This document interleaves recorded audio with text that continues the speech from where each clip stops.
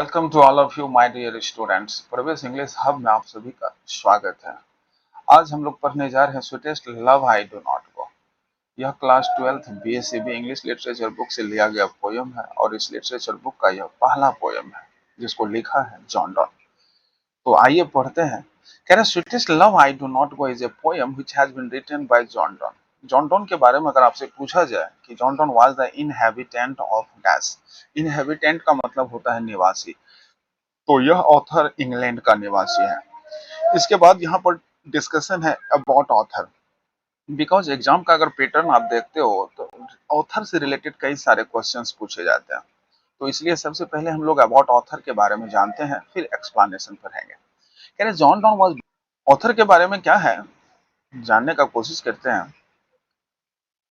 John Donne was born in 1572 and died in 1631। यानी यहाँ पर कह रहा है कि जो जॉन डॉन ऑथर है इसका जन्म 1572 को हुआ था और इनकी मृत्यु 1631 को। He was a metaphysical poet, और यह एक मेटाफिजिकल पोएट है। जब कोई भी पोयम हम पढ़ते हैं तो वो ऑथर किस टाइप का कवि है, यह भी एग्जाम का वैल्यूएबल क्वेश्चन है। तो इसलिए हमको याद रखना है John Donne was a dash poet, तो आपको कहना है मेटाफिजिकल पोएट। मेटाफिजिकल मीन्स होता है सैद्धांतिक, यानी सैद्धांतिक कवि था। कह रहे he was born in London, और इसका जो जन्म हुआ था लंदन में हुआ था, into a prosperous Roman Catholic family of traders. यानी व्यापार व्यापार समुदाय से आता था और वह फैमिली कैथोलिक था। तो अब आपको याद रखना है ये कैथोलिक है क्या। Catholic is a religion. What was the religion of John Donne, you have to say Catholic. कह रहे when England was anti Catholic, यहाँ पर समझने वाली बात है। कह रहे इसका जन्म तो हुआ था एक ट्रेडर समुदाय से आने वाले परिवार जो कि रोमन कैथोलिक फैमिली था, but when he was born the entire England was anti Catholic. That's why यहाँ पर मेंशन क्या हुआ है, when England was anti Catholic. जब इसका जन्म हुआ था जॉन डॉन तो पूरा का पूरा इंग्लैंड एंटी कैथोलिक था। Donne was forced to leave Oxford University, और इसी कारण से कह रहे जॉन डॉन को ऑक्सफोर्ड यूनिवर्सिटी से निकाल दिया गया without a degree because of his religion Catholic. यानी इसका जो धर्म था वो बड़ा भारी पड़ा। कह रहे because of Catholic he was forced to leave Oxford University. यानी आपको याद रखना है कि जॉन डॉन को ऑक्सफोर्ड यूनिवर्सिटी से बाय फोर्स निकाल दिया गया था। क्यों निकाला था, तो बिकॉज ऑफ के कारण, बिकॉज ऑफ हिज रिलीजन। ये आपका ऑब्जेक्टिव क्वेश्चन है। अब आपसे पूछा जाएगा यहाँ पे question, who was forced to leave Oxford University without a degree because of his religions, you have to say John Donne. कभी ऑथर का नाम मेंशन कर दिया जाता है कि John Donne was forced to leave Oxford University without a degree because of dash, तब आपको कहना है बिकॉज ऑफ हिज रिलीजन, उसके धर्म के कारण। और कभी पूछे कि what was the religion of John don, तो you have to say Catholic. 2023 के एग्जाम में यह क्वेश्चन पूछा गया था। He studied law and red dash, तो इन्होंने पढ़ाई किया था लॉ का यानी कानून का, and red theology. Theology means होता है धर्मशास्त्र, यानी कानून और धर्मशास्त्र का पढ़ाई इन्होंने किया था। तो यह भी क्वेश्चंस आपको याद रखना है। कह रहा है job he has lost when he was briefly sent to prison. यानी कह रहे हैं कि जॉन डॉन जो है एक जॉब को खो दिया था। क्यों, तो जब उसको English when he was briefly sent to prison, जब उसको जेल भेजा गया था फॉर सेक्रेटली मैरिंग। तो यानी इन्होंने चुपके चुपके शादी किया था और इसी जुल्म में उसे जेल भी जाना पड़ा था। तो शादी किया किससे था, तो विथ हिज पेट्रन्स नाइस। तो यह भी वैल्यूएबल क्वेश्चन है। पेट्रन्स नाइस मीन्स होता है आश्रयदाता की भतीजी। पेट्रन्स आश्रयदाता, और उनकी एक भतीजी थी। Her name was Ann More, only 16 years old that girl was, और वो लड़की मात्र 16 साल की थी। तो John he has lost when he was briefly sent to prison for secretly marrying. कह रहे जब वो चुपके चुपके शादी किया था उस जुल्म में उसे जेल जाना पड़ा था, और उस कारण से उन्होंने एक जॉब को भी खो दिया। तो इसलिए यहाँ पर मेंशन क्या हुआ है, क्या जॉब ही हैज लॉस्ट, एक जॉब को उन्होंने खो दिया। When he was briefly sent to prison, जब उसको कुछ समय के लिए, ब्रीफली का मतलब होता है कुछ समय, कुछ समय के लिए सेंट टू प्रिजन जेल भेजा गया फॉर सेक्रेटली मैरिंग। किस कारण, तो सेक्रेटली मैरिंग के कारण। तब आपसे यहाँ पे क्वेश्चन पूछी जाएगी John Donne was briefly sent to prison for dash, तो you have to say secretly marrying. चुपके चुपके शादी करने के जुल्म में उसे जेल भेजा गया था।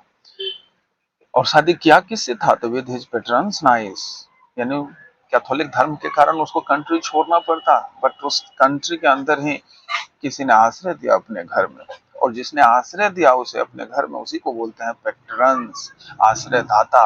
और उनकी एक भतीजी थी, उन्हीं से इनका दिल लग गया, और उसके बिना यह रह नहीं पाता था। उस लड़की का नाम था एन मोर, और वो ओनली 16 साल की लड़की थी।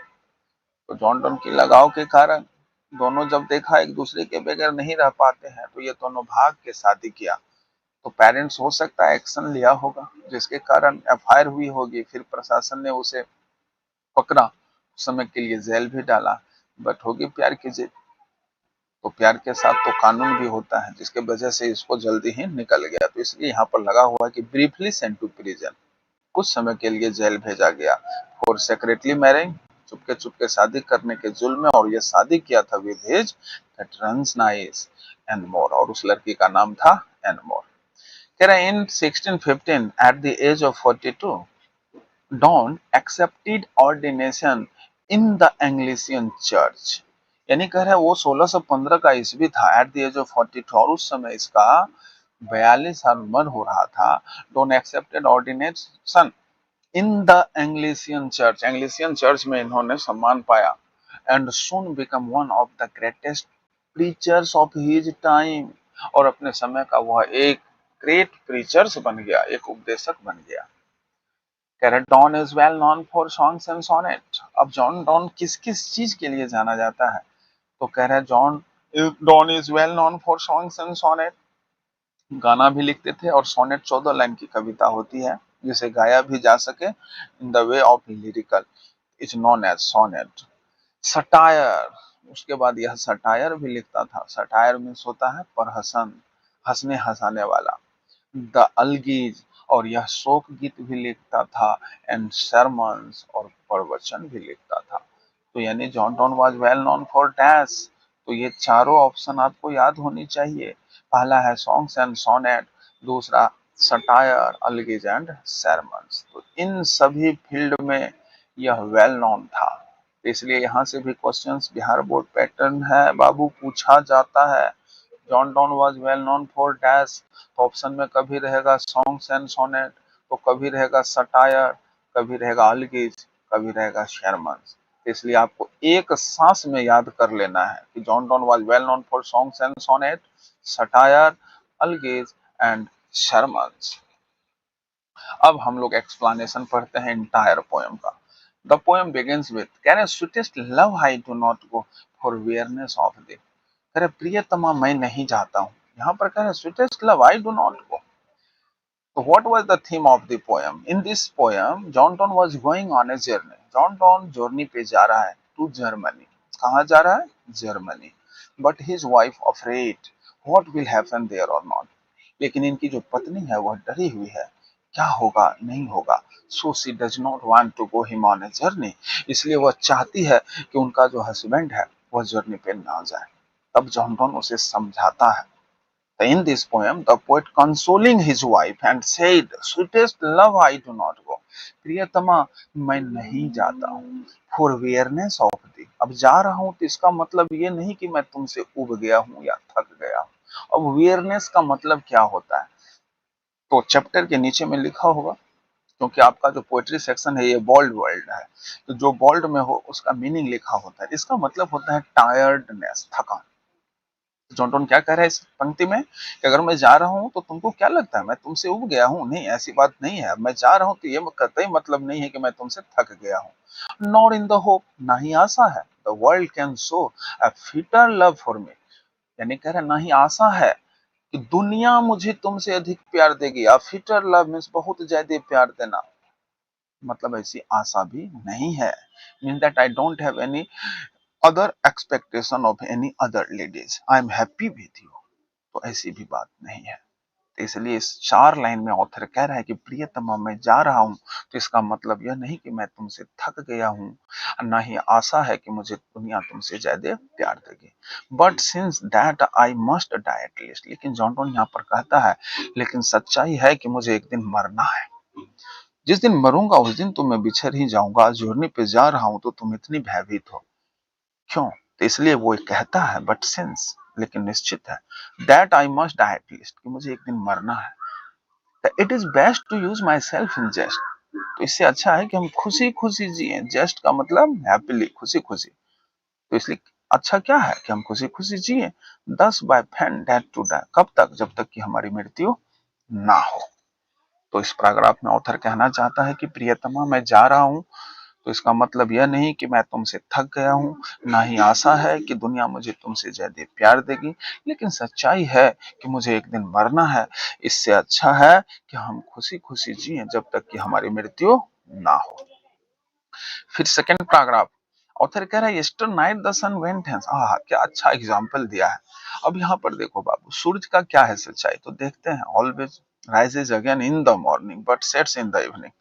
तो इसको एग्जाम्पल तौर पर जॉनटन अपनी पत्नी को कैसे समझा रहा है। कह रहे यस्टर नाइट यानी कल रात, द सन वेंट हेंस सूरज यहाँ से चला गया था, and it is here today लेकिन आज देखो यहाँ है। ही हैथ नो डिजायर, उसके पास ना तो कोई डिजायर है, नॉर सेंस यानी ना ही कोई इच्छा है, ना ही कोई समझ है, नॉर हाफ शॉर्ट अवे, ना ही वो शॉर्टकट ले सकता है, क्योंकि सूरज हमारी परिक्रमा पे चलती है। तो उसके पास क्या कोई शॉर्टकट है? नहीं, ऐसी भी बात नहीं है। देन फियर नॉट में, इसलिए तुम डरो मत, बट बिलीव दैट, बल्कि तुम विश्वास करो। I shall make a speedier journey, मैं सूर्य से भी तेज लौट के आऊंगा। Since I take more wings, because I have more wings. Wings का मतलब तो वैसे पंख होता है, बट यहाँ पर ऑथर का कहने का मतलब है कि मैं शॉर्टकट ले सकता हूँ। कई सारे विंग्स है, इधर से नहीं तो इधर से, लेकिन शॉर्टकट लेके मैं अर्ली सूरज से पहले पहुंच सकता हूँ। As a human being I have sense and desire, this all things I have, so then fear not me, इसलिए तुम मुझसे डरो मत। तो इसलिए ऑथर क्या कह रहा है कि since I take more wings and super than he, और मैं सूरज से अच्छा हूँ। अब यहाँ पर बहुत सारा क्वेश्चंस है, तो सबसे पहले इसका ब्रीफ देखते हैं क्या कह रहा है। ब्रीफिंग में कह रहा है कि yesternight the sun went hence, कल रात सूर्य यहाँ से चला गया था, and it is here today लेकिन आज देखो यहाँ पर है। जबकि सूरज के पास क्या क्या नहीं है, the he hath no desire nor sense nor short half away, इनके पास तीन चीज नहीं है। क्या क्या? द डिजायर नहीं है, मतलब इच्छा कि मैं जाऊं तो फिर लौट के आऊं, आऊं तो क्यों आऊं, what is the reason behind it, they don't have. तो डिजायर भी नहीं है, नॉर सेंस ना ही समझ है कि आऊं तो क्यों आऊं, ऐसी कोई समझ भी नहीं है, नॉर हाफ शॉर्ट अवे, ना ही वो शॉर्टकट ले सकता है। But it is here today, फिर भी यहाँ है। तो इसलिए कहता है अपने पत्नी से, देन फियर नॉट मी, तुम मुझे लेकर चिंता मत करो, डरो मत, बट बिलीव दैट, बल्कि तुम विश्वास करो कि I shall make a speedier journey than the sun, because I have more wings and super than he, क्योंकि एज ए ह्यूमन बीइंग मेरे पास सेंस भी है, समझ भी है, शॉर्टकट भी ले सकता हूँ, this all things I have, that's why author said. अच्छा पोयम है, क्या नजारा देखने को मिल रहा है। अब यहाँ से दो क्वेश्चंस जरूर बनता है। पहला question, who is better than the sun, यानी आप जब एक्सप्लेनेशन पढ़े हैं तो बताओ कि इनमें से सबसे सूर्य से अच्छा कौन है। Who is better than the sun, सूर्य से अच्छा कौन है। तो जॉन टोन अपने आप को दिखा रहा है, और इस पोयम में जॉन टोन अपना कंपेयर करता है किससे? सूरज से। John Donne compares his journey to dash, किससे जर्नी करता है कंपेयर? सूर्य से नहीं। उसके बाद कहेगा why John Donne said that he is better than the sun। एक दो नंबर क्वेश्चंस भी बन रहा है कि जॉनटन अपने आप को क्यों कहता है कि मैं सूर्य से अच्छा हूँ, because as a human being he has sense and desire and he can take shortcut, this all things he has. तो इसलिए ये बताता है। तो नेक्स्ट पैराग्राफ देखते हैं क्या कहता है। इस पर मायूस हो गई उनकी पत्नी, कह रहा oh how feeble is man's power, यानी रोने लगी पत्नी, मायूस मुंह लटक गया।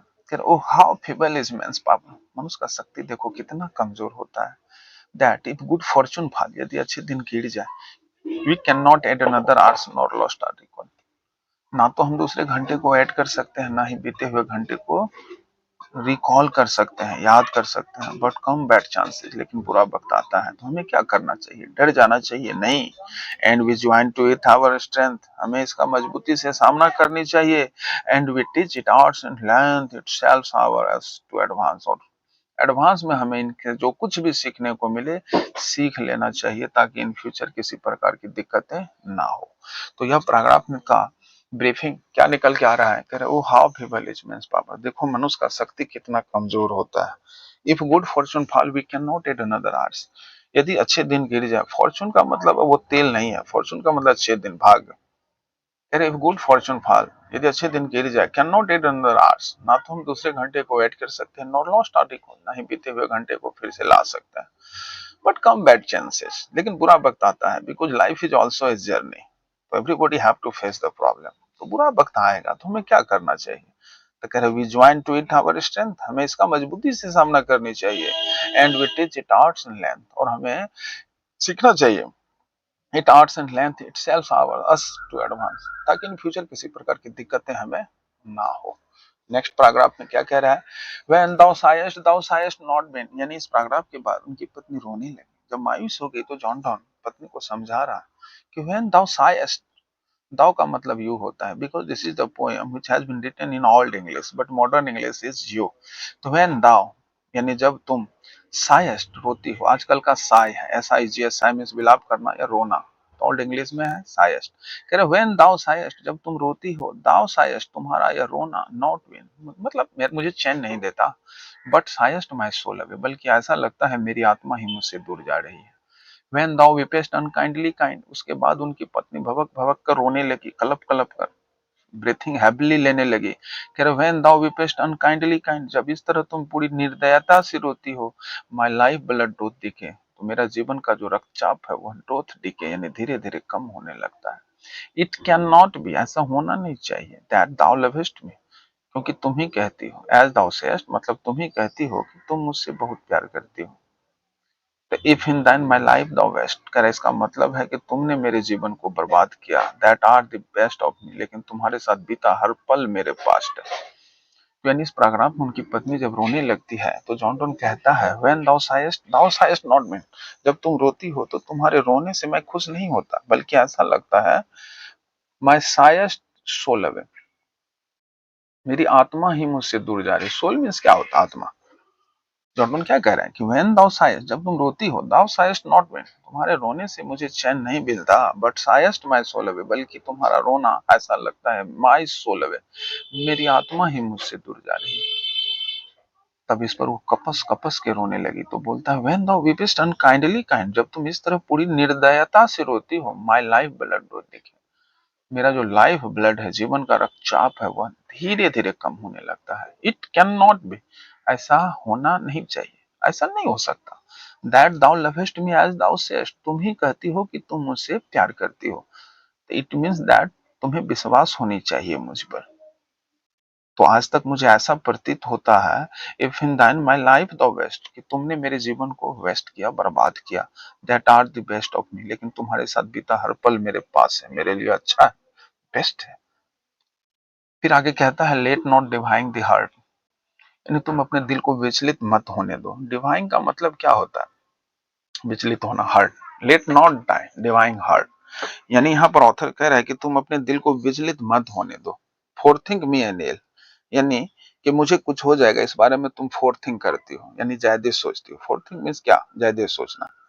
तो ऑथर कह रहे हैं let not thy divine heart, तुम अपने दिल को विचलित मत होने दो। Forethink me any ill, मेरे बारे में कुछ सोच कर, ज्यादा सोच कर कि मुझे कुछ हो जाएगा। If I am going on journey तो what will happen there or not, तुम ऐसा सोचती हो, तो इसलिए तुम्हारा दिल विचलित हो रहा है। तो तुम ऐसा मत करो। लेट नॉट डिवाइन हार्ट, तुम अपने दिल को विचलित होने ही मत दो। Forethink me any ill, मेरे बारे में ज्यादा सोचकर। बिकॉज डेस्टिनी में tag the parts, destiny means भाग्य, किस्मत। ऑथर का कहना है किस्मत अपनी खेल खेलती है। Destiny my tag the parts and my the fear fulfil it, और वही इनकी भरपाई करती है। ऑथर कह रहा है कि किस्मत में जो लिखा होगा वही होगा। डेस्टिनी को कोई टाल सकता है क्या? The destiny my tag the parts, वो अपना खेल खुद खेलती है, and my the fear fulfil it, और वह इसकी भरपाई भी करती है। बट थिंक दैट, बल्कि तुम यह सोचो कि we are but turn aside to sleep, अगर मैं एक जर्नी पे जा रहा हूँ, तुम सोच रहे हो he is going, you don't have to think like that. कह रहा है कि but turn aside to sleep, तुम यह सोचो कि हम दोनों एक दूसरे के विपरीत सोए हुए हैं, बैक में बैक सटा के। इट मीन्स दैट एक दूसरे के विपरीत, टर्न असाइड यानी एक दूसरे के विपरीत सोए हुए हैं। तुम ऐसा क्यों सोचती है कि मैं जर्नी पे चला गया या जा रहा हूँ? ऑथर कह रहा है they who one another keep alive, वे लोग, वे प्यार करने वाले लोग, who one another keep alive, जो एक दूसरे में जीवित होता है, never parted way, उसे कभी अलग नहीं किया जा सकता। After that they will meet you again in the heaven, because वो लोग जो एक दूसरे के दिल और दिमाग में रहता है, नेवर पार्टेड, उसे कोई अलग नहीं कर सकता। तो इस पैराग्राफ का सारांश है, ऑथर कहना चाहता है कि तुम ज्यादा सोचकर अपने दिल को विचलित मत करो। किस्मत अपनी खेल खेलती है, वही इसकी भरपाई करती है। बट थिंक दैट, तुम यह सोचो कि we are but turn aside to sleep, कि हम दोनों एक दूसरे के विपरीत सोए हुए हैं। तुम ऐसा सोच रही है मैं जर्नी पे जा रहा हूँ, क्या होगा नहीं होगा, ऐसा तुम मत सोचो। बस तुम्हें यह सोचना है कि we are but turn aside to sleep, हम दोनों एक दूसरे के विपरीत सोए हुए हैं। They who another skip a life never parted, वे लोग जो एक दूसरे के दिमाग में रहता है, उसे कोई अलग नहीं कर सकता। तो thanks for watching this video. आप सबको कैसा लगा ये लेक्चर? अगर अच्छा लगा हो तो kindly request to all share your friends also and subscribe this channel. I am here in Purnia. If you are here in the market, then you can come to me, receive a good education. Thanks. I'll see you in next video. Have a nice day.